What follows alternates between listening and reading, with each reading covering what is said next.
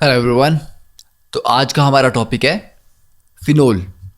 So this lecture is a quick revision lecture और इसके लिए इट इज़ रिक्वायर्ड कि आपने ये टॉपिक NCERT से या अपनी स्टैंडर्ड टेक्स्ट बुक से एक बार पढ़ लिया है। और इसमें हम फिनोल की बेसिक प्रेपरेशन के मेथड्स, फिनोल की प्रॉपर्टीज़ और केमिकल रिएक्शंस को क्विकली स्टडी करेंगे। तो विदाउट गोइंग इनटू डिटेल्स, हम बहुत ज़्यादा डिटेल में नहीं जाएंगे मैकेनिज्म की, बट क्विकली हम सारे के सारे इंपॉर्टेंट पॉइंट्स को कवर करेंगे। तो ये लेक्चर आपकी जेई प्रेपरेशन, नीट के लिए या CBSE बोर्ड एग्जाम के लिए लास्ट मिनट प्रेपरेशन में आपको हेल्प करेगा। देखिए, first preparation of phenol. So if you have a sodium aryl sulphonates, this is sodium aryl sulphonate. इसको अगर आप NaOH से ट्रीट करते हैं तो पहले ये जो SO3Na है, this will be replaced by OH। Okay, तो ये पहले क्या बनाएगा, OH से रिप्लेस होगा। पर क्योंकि ये बेसिक मीडियम है, जो आपका फिनोल बनेगा वो फिर किस में कन्वर्ट हो जाएगा, फिनॉक्साइड में। तो पहले स्टेज में आपको मिलेगा O नेगेटिव Na पॉजिटिव। ठीक है, डायरेक्टली आप NaOH से ट्रीट करते हैं तो आपको ये मिलेगा। इसको आप नेक्स्ट स्टेज में क्या करेंगे, एसिडिक मीडियम में डाल देंगे, जिससे O negative Na positive convert हो जाएगा OH में। ठीक है, तो वो यहां पर हम मेंशन कर सकते हैं कि first step is NaOH, second step is आप उसको H3O पॉजिटिव के सॉल्यूशन में डाल दें।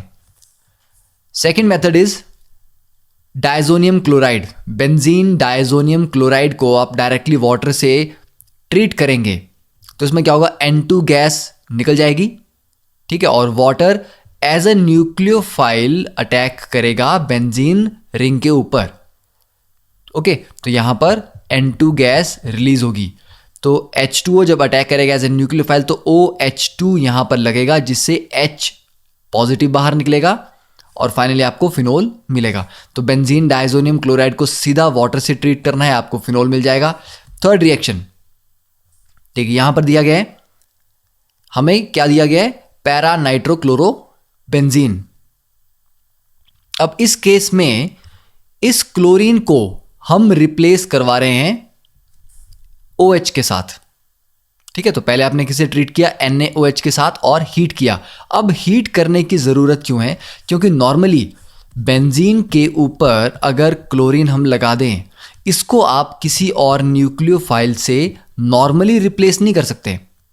ठीक है, बेंजीन के ऊपर लगा हुआ क्लोरीन, इसके पास एक पार्शियल डबल बॉन्ड कैरेक्टर होता है। तो ये वाला जो बॉन्ड है बेंजीन और क्लोरीन के बीच में, ये काफ़ी स्ट्रांग है, तो कोई न्यूक्लियोफाइल इसको इजीली रिप्लेस नहीं कर सकता। इसलिए हम क्या करते हैं, हम इस रिएक्शन को इजी बनाने के लिए ऑर्थो या पैरा पोजीशन पे इलेक्ट्रॉन विड्रॉइंग ग्रुप लगाते हैं। ठीक है, तो जैसे यहाँ पर नाइट्रो ग्रुप का काम क्या है, ये नाइट्रो ग्रुप इस क्लोरीन को बाहर निकालने में हेल्प करता है। तो चाहे आप पैरा पोजीशन पे लगाएं या ऑर्थो पोजीशन पे लगाएं। ओके, तो ऑर्थो या पैरा पोजीशन पे या दोनों पे स्ट्रॉन्ग इलेक्ट्रॉन विड्रॉइंग ग्रुप अगर लगे होंगे तो ये हेलोजन इजीली निकलेगी। तो अब हम इसको NaOH से ट्रीट करते हैं और हीट करते हैं।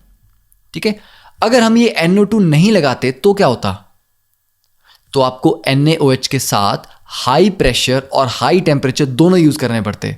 मतलब एक्सट्रीम कंडीशंस में फिर क्लोरीन को रिप्लेस करना पड़ता। बट NO2 लगाने से थोड़ा लो टेम्परेचर, अगर एक और NO2 मान लीजिए मैं यहां पर लगा देता हूं ऑर्थो में, तो और भी कम टेम्परेचर पे ये रिएक्शन हो जाएगा। ठीक है, तो ये आप यहां से देख सकते हैं।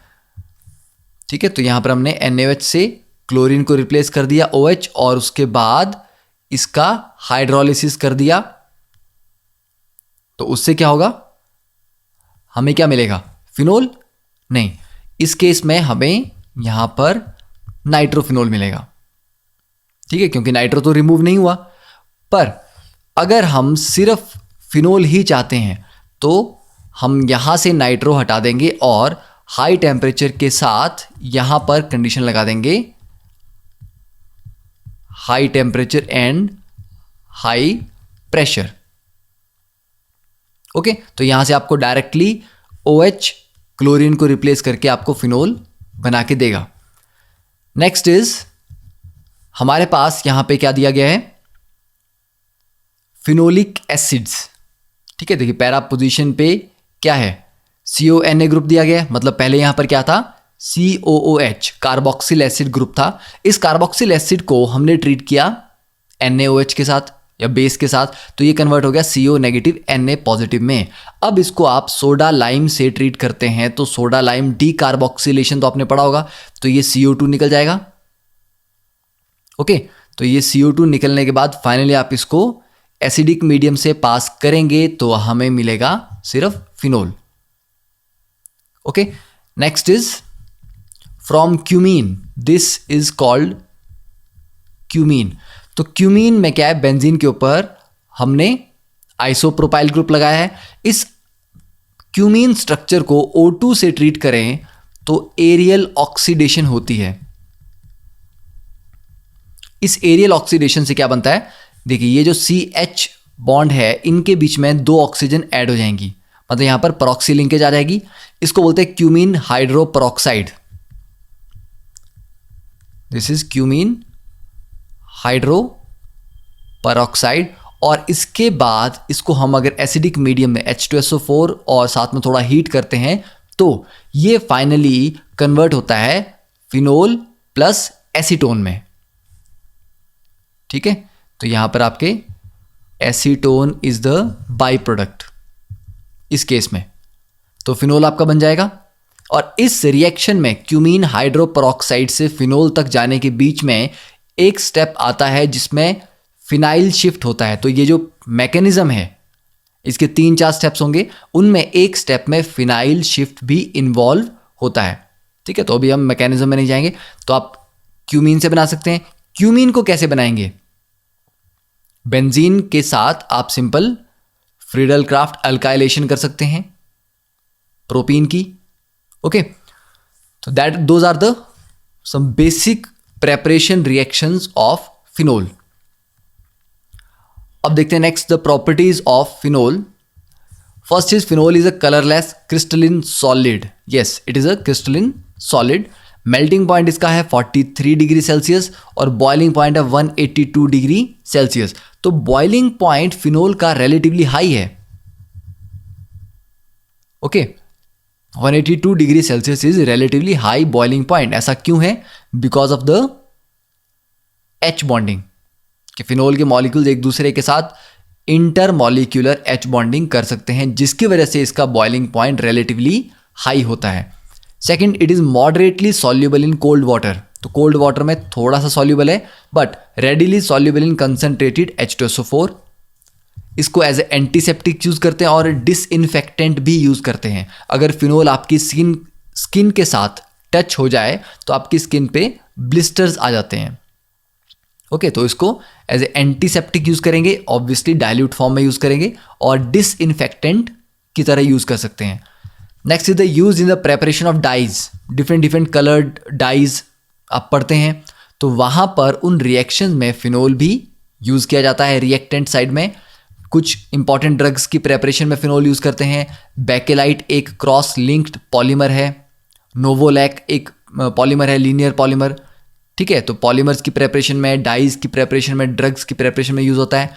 देन इसके नाइट्रो आइसोमर्स जो हैं उनमें ऑर्थो नाइट्रोफिनोल का बॉइलिंग पॉइंट काफ़ी लो है, जबकि मेटा और पैरा नाइट्रोफिनोल्स का बॉइलिंग पॉइंट रिलेटिवली हाई है। तो ऑर्थो नाइट्रोफिनोल अपने कम बॉइलिंग पॉइंट की वजह से स्टीम वॉलेटाइल है, मतलब आपको स्टीम की हेल्प से ही इसको आप बॉयल कर सकते हैं। ठीक है, तो ये स्टीम वॉलेटाइल है। और इसका लो बॉइलिंग पॉइंट क्यों है, because of intramolecular H bonding. Ortho nitrophenol has intramolecular H bonding, जबकि मेटा और पैरा में क्या होगा, intermolecular H bonding. Okay, then phenol is a stronger acid than alcohols. क्यों, क्योंकि अल्कोहल में जैसे ROH है, अगर ये H पॉजिटिव लूज करता है तो ये क्या बनाएगा, RO नेगेटिव। पर RO नेगेटिव में ये नेगेटिव चार्ज किसी भी तरह से स्टेबलाइज नहीं हो रहा। पर फिनोल जब H पॉजिटिव लूज करता है तो ये बनाता है फिनॉक्साइड आयन। और फिनॉक्साइड आयन में ये नेगेटिव चार्ज बेंजीन के साथ रेजोनेंस करके स्टेबलाइज होता है। दैट इज द रीजन के phenol are more acidic than simple alcohols. फिर फिनोल को हम कार्बोलिक एसिड भी बोलते हैं। ओके, इसका एक अलग कॉमन नेम है, दैट इज कार्बोलिक एसिड। तो ये थी some basic properties of phenol. अब बात करते हैं केमिकल रिएक्शंस ऑफ फिनोल। ठीक है, तो फर्स्ट देखिए यहाँ पे, तो केमिकल रिएक्शंस में अगर आप इसको ब्रोमीन वाटर के साथ ट्रीट करते हैं पहला, तो ब्रोमीन वाटर के साथ क्या होगा, OH एक इलेक्ट्रॉन डोनेटिंग ग्रुप है, तो इलेक्ट्रॉन डोनेटिंग ग्रुप होने की वजह से इस बेंजीन पे इलेक्ट्रॉन डेंसिटी बढ़ जाएगी। तो बेंजीन कैसा हो जाएगा, ज़्यादा इलेक्ट्रॉन रिच। और ब्रोमीन जब अटैक करेगा तो ये बेसिकली इलेक्ट्रोफिलिक सब्स्टिट्यूशन होगी। मतलब ब्रोमीन देख लीजिए, यहाँ से हमारे पास मान लीजिए यहाँ पर एक हाइड्रोजन है, तो इस हाइड्रोजन को बाहर निकालेगा HBr की फॉर्म में और इसकी जगह ब्रोमीन लग जाएगा। तो दैट इज इलेक्ट्रोफिलिक सब्स्टिट्यूशन। तो इलेक्ट्रोफिलिक सब्स्टिट्यूशन में होता क्या है कि बेंजीन के ऊपर एक इलेक्ट्रोफाइल अटैक करता है। तो ये इलेक्ट्रोफाइल कब अच्छे से अटैक कर पाएगा, जब बेंजीन इलेक्ट्रॉन रिच होगा। ये कब इलेक्ट्रॉन रिच होगा, जब इसके ऊपर इलेक्ट्रॉन डोनेटिंग ग्रुप्स लगे होंगे। तो OH रेजोनेंस के थ्रू इलेक्ट्रॉन डोनेट करता है, इसलिए बेंजीन पे इलेक्ट्रॉन डेंसिटी बढ़ जाएगी, जिसकी वजह से कोई भी इलेक्ट्रोफाइल अब बेंजीन पे या इस फिनोल पे बहुत इजीली अटैक कर पाएगा। इसीलिए Br2H2 की प्रेजेंस में इतना अच्छे से अटैक कर पाता है कि तीनों पोजीशन पे ब्रोमिनेशन हो जाती है। ठीक है, नॉर्मली अगर आप Br2 बेंजीन के साथ करवाना चाहें रिएक्शन, तो अकेला Br2 कोई रिएक्शन नहीं करता, आपको FeBr3 के साथ यूज़ करना पड़ता है, तब जाके सिंगल ब्रोमिनेशन होती है। ठीक है, पर यहाँ पर OH ग्रुप की वजह से ये बेंजीन इतना ज़्यादा एक्टिवेट हो गया है कि रिएक्शन तीनों पोजीशन पे हो जाएगा। मतलब ब्रोमीन दोनों ऑर्थो और एक पैरा पोजीशन पे अटैच हो जाएगी, तो ट्राइब्रोमो फिनोल हमें मिलेगा। और इसमें वाटर एज अ सॉल्वेंट का भी बहुत बड़ा रोल है। अगर आप सॉल्वेंट चेंज कर देंगे, वाटर की जगह कोई नॉन पोलर सॉल्वेंट ले लेंगे, तब ये तीनों जगह पे ब्रोमिनेशन नहीं होगी। तो ये भी बहुत इंपॉर्टेंट है कि सॉल्वेंट आप कौन सा लेते हैं। सेकंड देखिए, डाइल्यूट HNO3। तो डाइल्यूट HNO3 के साथ रिएक्शन सिंपल है, एक बार आपका ऑर्थो पोजीशन पे नाइट्रेशन हो जाएगी और एक बार पैरा पोजीशन पे नाइट्रेशन हो जाएगी। ठीक है, तो this is your ortho nitrophenol and this one is para nitrophenol. तो ऑर्थो नाइट्रोफिनोल मैंने अभी बताया आपको क्या है, ये स्टीम वॉलेटाइल है। क्यों स्टीम वॉलेटाइल है, बिकॉज इस OH और ऑक्सीजन के बीच में इंट्रामॉलिक्यूलर H बॉन्डिंग है। तो इस इंट्रामॉलिक्यूलर H बॉन्डिंग की वजह से क्या होता है, low boiling point. Third is concentrated H2SO4 sorry HNO3। Concentrated HNO3 के साथ अगर हम ट्रीट करेंगे तो डाइल्यूट में तो एक ही बार नाइट्रेशन हुई थी, कंसंट्रेटेड में करेंगे तो क्या होगा, तीनों जगह नाइट्रेशन हो जाएगी, क्योंकि OH की प्रेजेंस से बेंजीन तो ऑलरेडी एक्टिवेटेड है। ठीक है, तो दोनों ऑर्थो और पैरा पोजीशन। अच्छा, ये ऑर्थो और पैरा पे ही क्यों जा रहे हैं, क्योंकि OH is a ortho para directing group. ये आने वाले इलेक्ट्रोफाइल को ऑर्थो और पैरा पे ही भेजता है। तो कंसंट्रेटेड HNO3 में भी जो अटैक करेगा दैट इज NO2 पॉजिटिव। तो ये जब अटैक करेगा तो ऑर्थो और पैरा तीनों पोजीशन हाईली एक्टिवेटेड हैं इस रिएक्शन के लिए, तो हाई कंसंट्रेशन में तीनों पे अटैक हो जाएगा। ठीक है, and this is called picric acid. ठीक है, जिसका IUPAC नेम है 2,4,6 ट्राइनाइट्रोफिनोल। ठीक है, नंबरिंग हम करते हैं यहां से 1 एंड 2 3 4 5 6, तो 2,4,6 ट्राइनाइट्रोफिनोल और picric acid. It is a very small, sorry, not small, it is a very strong acid. अब नेक्स्ट बात करते हैं H2SO4 के साथ रिएक्शन की. तो H2SO4 के साथ जो रिएक्शन है वो थोड़ा सा कॉम्प्लिकेटेड है कि अगर इस रिएक्शन को आप 25 डिग्री सेल्सियस पे करते हैं तो कुछ और होता है, और आप इसको हायर टेम्परेचर पे करते हैं अराउंड 100 डिग्री सेल्सियस पे तो कुछ और होता है. देखिए 25 डिग्री सेल्सियस पे या लो टेम्परेचर पे ऑर्थो पे सल्फोनिक ग्रुप लगेगा, और अगर आप 100 डिग्री सेल्सियस पे करते हैं तो यहां पे पैरा पोजीशन पे SO3H लगता है. तो ये आपको याद रखना है. इसमें थोड़ा थर्मोडायनेमिक्स का रोल है कि लो टेम्परेचर और हाई टेम्परेचर पे जो मैकेनिज्म है या जो काइनेटिक और थर्मोडायनेमिक कंट्रोल है उसमें थोड़ा सा डिफरेंस आने की वजह से ये रिएक्शन होता है. और ये जो 25 डिग्री सेल्सियस पे ऑर्थो प्रोडक्ट बना है इसको भी अगर आप 100 डिग्री सेल्सियस पे हीट करें तो ये पैरा में कन्वर्ट हो जाता है.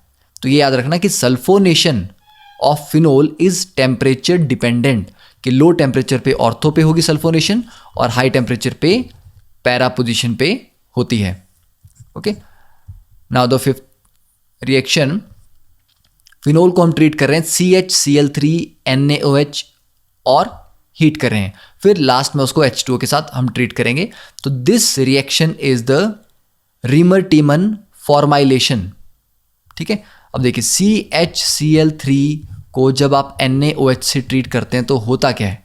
NaOH स्ट्रॉन्ग बेस है, 3 क्लोरीन की वजह से ये हाइड्रोजन एसिडिक हो गई है, तो ये OH नेगेटिव इस एसिडिक हाइड्रोजन को निकाल लेगा तो बच जाएगा CCl3 नेगेटिव.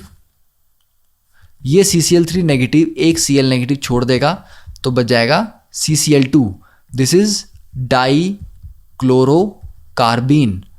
अब ये जो डाइक्लोरोकार्बीन है ये फिनोल के साथ रिएक्ट करती है. ठीक है, अब क्योंकि बेसिक मीडियम है NaOH तो ये फिनोल का हाइड्रोजन भी निकाल ले जाएगा, तो यहां O नेगेटिव Na पॉजिटिव बचेगा.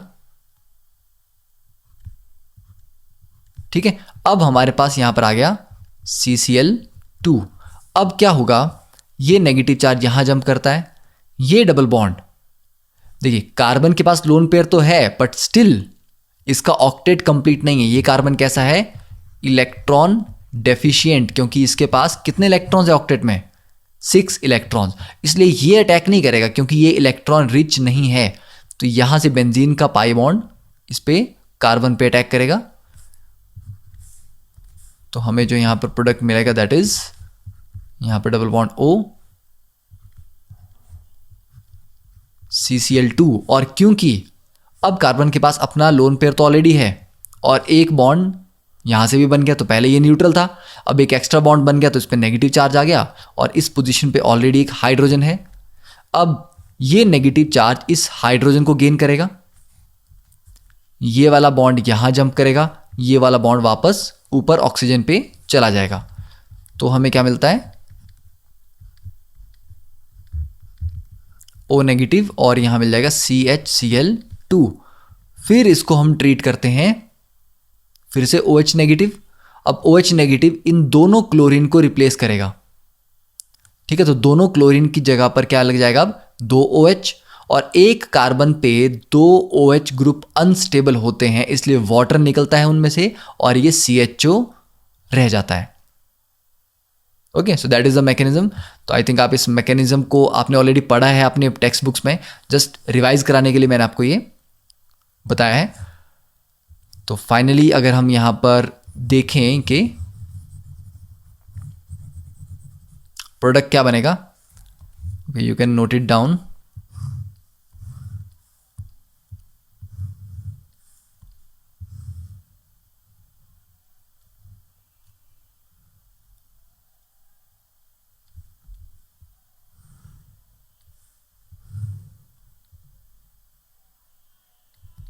ठीक है, तो देखिए जो फाइनल प्रोडक्ट यहां पर बनता है दैट इज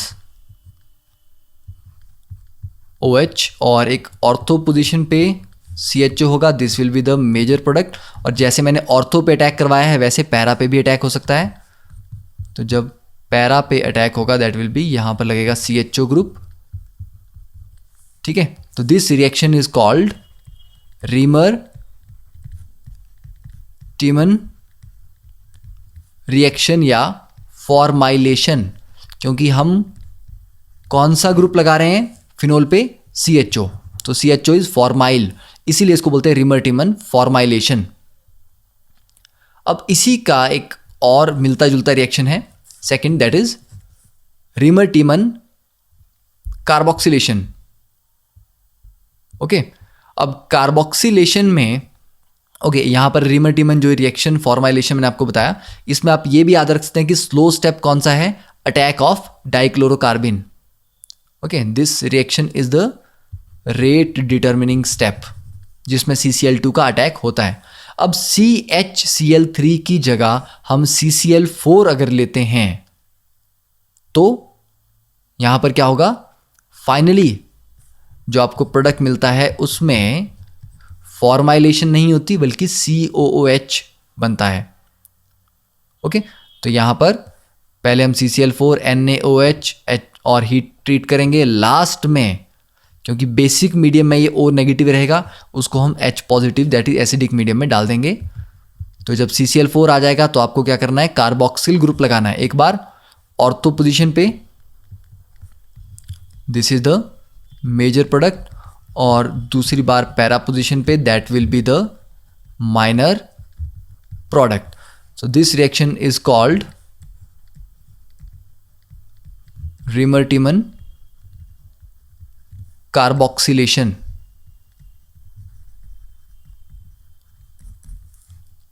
ओके, अब देखिए सेवंथ, फिनोल को हम पहले ट्रीट कर रहे हैं OH नेगेटिव के साथ। अब देखिए OH नेगेटिव करता क्या है, यहां से जस्ट H पॉजिटिव निकाल लेगा और यहां पर फिनॉक्साइड बनाएगा O नेगेटिव। फिर वो O नेगेटिव किस पे अटैक कर रहा है, CO2 पे। तो होता क्या है, CO2 बेसिकली कार्बन 2 ऑक्सीजन के साथ लगा हुआ है, तो कार्बन पे पार्शियल पॉजिटिव चार्ज है, तो कार्बन इलेक्ट्रोफिलिक है। ऑक्सीजन पे यहाँ नेगेटिव चार्ज है तो ये इस पे अटैक करता है, ये बॉन्ड ऊपर शिफ्ट होता है। इस तरह का अटैक होता है। ठीक है, पर इस अटैक से तो कुछ भी नहीं मिलेगा क्योंकि ऑक्सीजन के साथ कार्बन का बॉन्ड बन जाएगा। तो this attack is not very very favourable. इसके साथ एक और अटैक की पॉसिबिलिटी है। वो अटैक क्या हो सकता है कि ये जो O नेगेटिव है,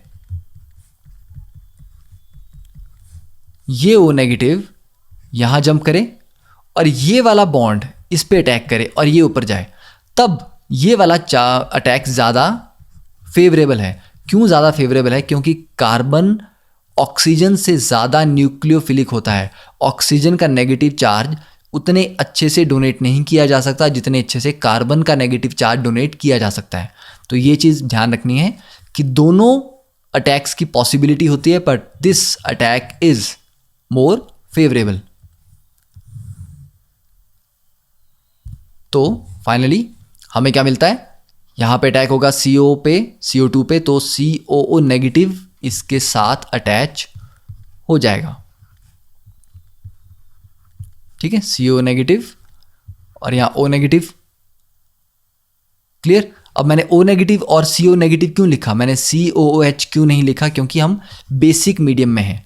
तो बेसिक मीडियम यहाँ पर H को नहीं लगने देगा। फिर इसको फाइनली हम H3O पॉजिटिव या HCl किसी भी एसिडिक मीडियम में डाल सकते हैं, जिससे ये OH और COH बन जाएंगे। Okay, so that is Kolb carboxylation reaction. This is Kolb carboxylation reaction. दोनों में क्या लग रहा है, कार्बोक्सिल पार्ट लग रहा है। प्रीवियस रिएक्शन में भी वही था, पर वो रीमर टीमन कार्बोक्सिलेशन थी, ये कोल्ब कार्बोक्सिलेशन है। अब नेक्स्ट इज 8th वन।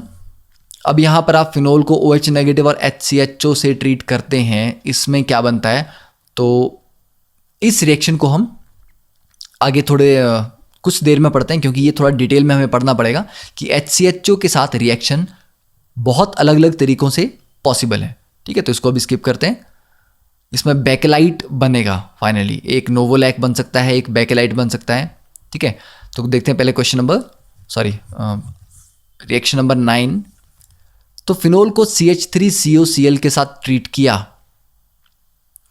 अब यहां पर क्या होगा, अब क्योंकि डायरेक्टली आपके पास क्या है, फिनोल, अब यहां पर कार्बन ऐसा कोई नहीं है जिसके पास नेगेटिव चार्ज हो डोनेट करने के लिए। प्रीवियस केस में क्या था, यहां पर OH नेगेटिव ने इसको फिनॉक्साइड किया, फिनॉक्साइड का नेगेटिव चार्ज नीचे फ्लो करता हुआ कार्बन पे आया, फिर कार्बन से CO2 पे अटैक हुआ था।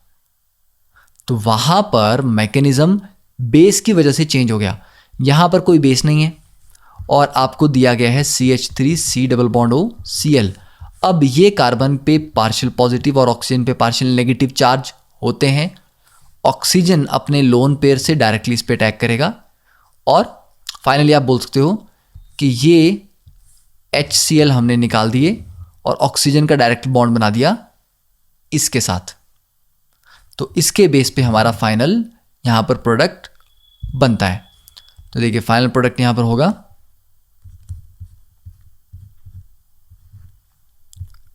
OCO-CH3। मतलब आपने क्या किया, आपने ये H और इस Cl को डायरेक्टली निकाल दिया।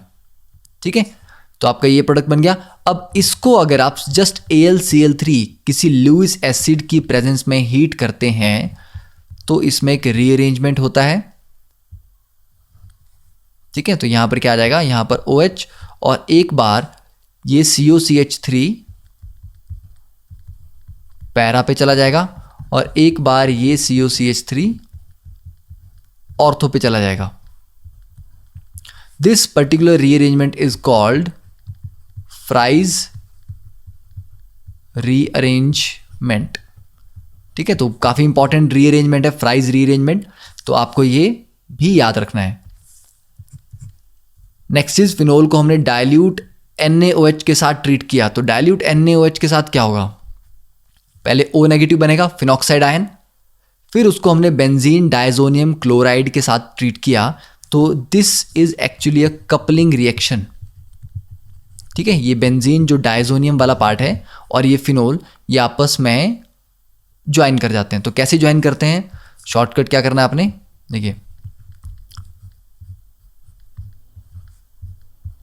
देखिए हर पोजीशन पे यहां पर हाइड्रोजन तो है। ठीक है, हर पोजीशन पे है। तो पैरा वाली जो हाइड्रोजन है उसको आपने बेंजीन डायजोनियम क्लोराइड के Cl के साथ निकाल देना है। तो प्रोडक्ट क्या बनेगा यहां पे,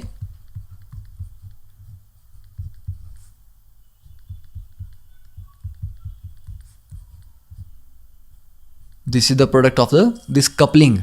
This is orange dye.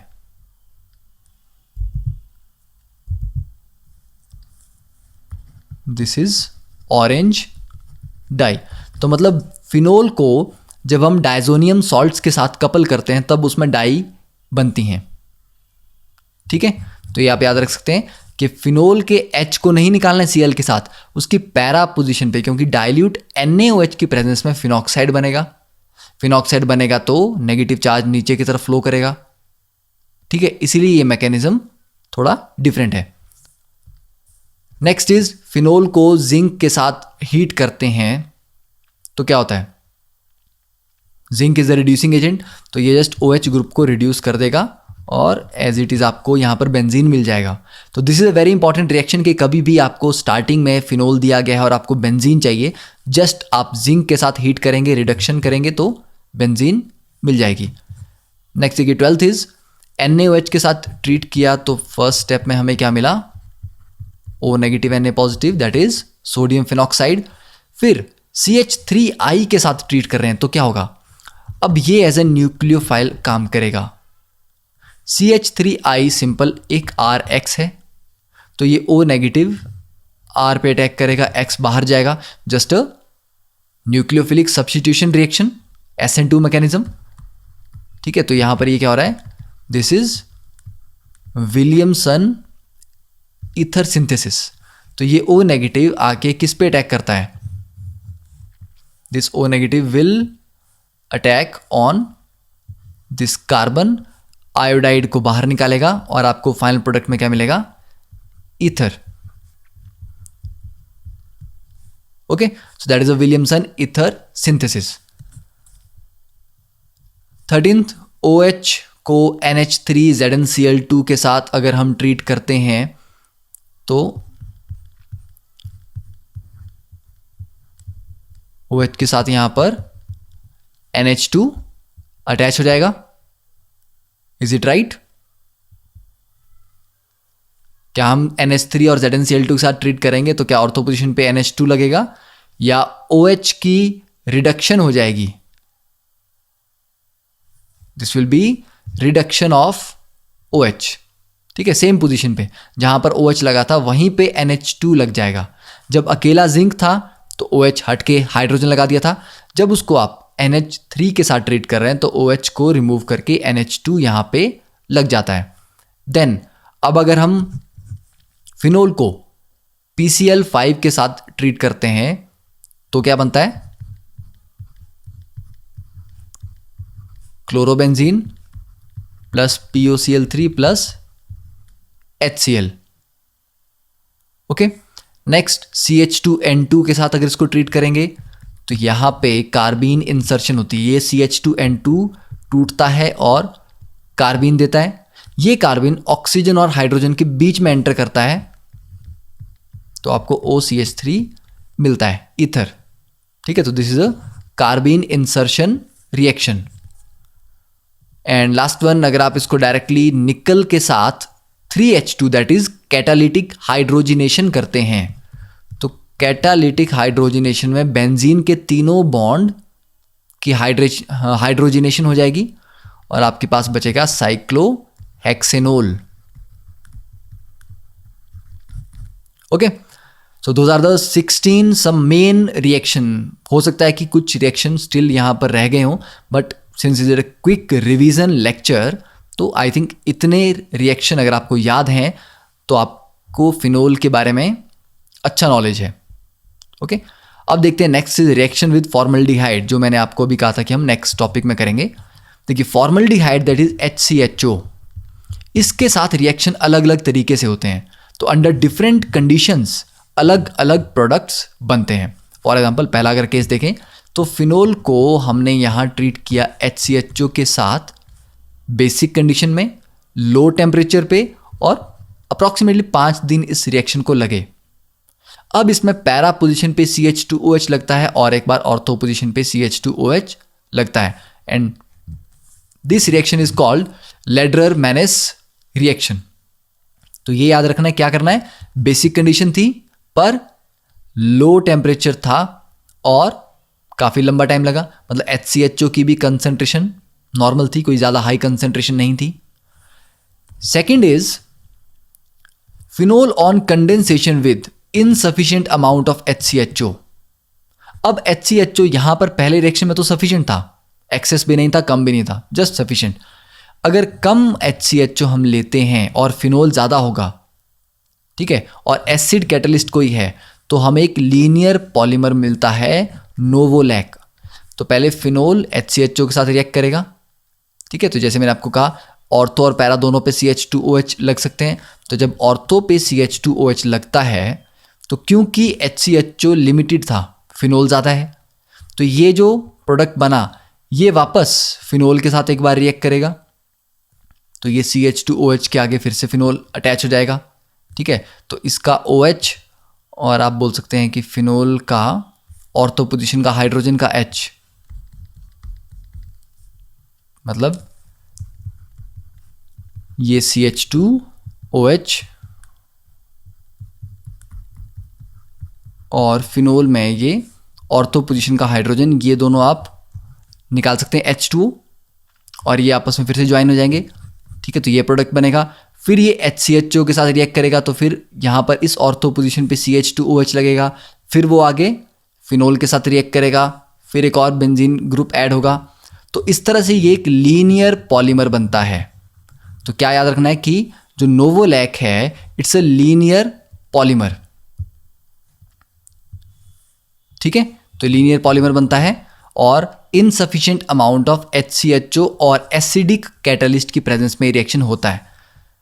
Third is in presence of excess of HCHO, बहुत ज़्यादा HCHO अगर हम लेते हैं और बेसिक कैटलिस्ट लेते हैं, NH3 ले लीजिए, OH नेगेटिव ले लीजिए और हायर टेम्परेचर लेते हैं, तो डिफरेंट काइंड ऑफ कंडेंसेशन होती है जिसमें 3 डायमेंशन या क्रॉस लिंक्ड पॉलीमर बेकेलाइट की फॉर्मेशन होगी।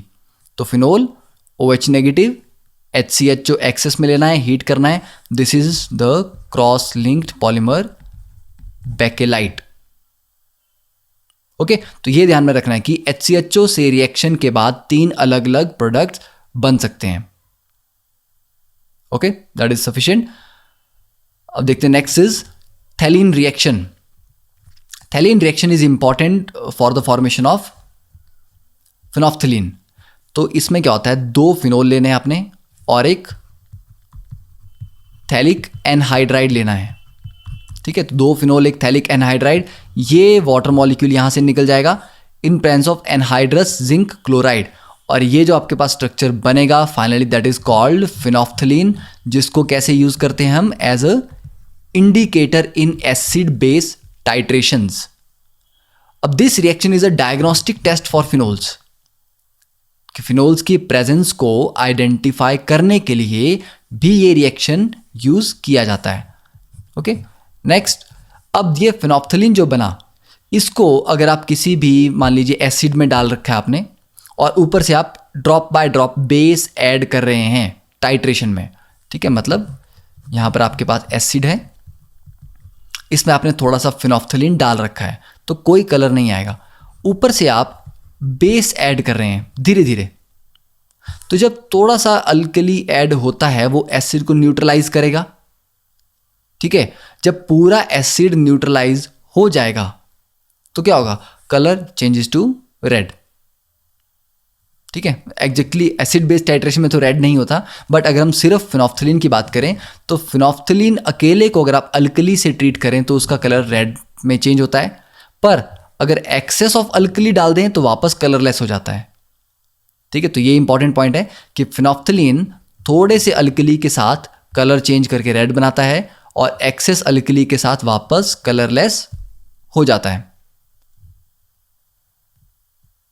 देन नेक्स्ट इज फिनोल को K2S2O8, दिस इज कॉल्ड एल्ब्स पर सल्फेट ऑक्सीडेशन। तो K2S2O8 के साथ ट्रीट करेंगे तो एक बार ऑर्थो पोजीशन पे OH लगता है, एक बार पैरा पे लगता है, पैरा पे इसको बोलते हैं हाइड्रोक्विनोल या quinol, this is the major product, और ऑर्थो पोजीशन पे इसको बोलते हैं catechol. And then the last reaction Claisen rearrangement. जब भी हमारे पास एक अलाइल फिनाइल ईथर हो, देखिए ईथर मतलब ऑक्सीजन, एक साइड लगा है फिनाइल, एक साइड लगा है allyl, this is allyl phenyl ether को अगर हम हाई टेम्परेचर पे हीट करते हैं तो रीअरेंजमेंट होके ये वाला जो अलाइल पार्ट है ये शिफ्ट होके ऑर्थो पोजीशन पे चला जाता है, और ऑर्थो पोजीशन पे जो हाइड्रोजन थी वो शिफ्ट होके ऑक्सीजन पे चली जाएगी, तो ये बन जाएगा ortho allyl phenol. This is called Claisen rearrangement. तो क्लेजन और फ्राइज रीअरेंजमेंट दोनों को अच्छे से पढ़ लें और कंफ्यूज नहीं होना है, क्योंकि दोनों बेसिकली 2 डिफरेंट हैं बट स्टिल काफ़ी सिमिलैरिटी इनमें है। तो ध्यान रखना है कि कौन सा क्लेजन रीअरेंजमेंट है और कौन सा फ्राइज रीअरेंजमेंट है। तो I hope this lecture was helpful for your quick revision. Okay, तो बाकी जो फिनोल की एसिडिटी ऑर्डर हैं that we will discuss in another lecture. Thank you, have a nice day.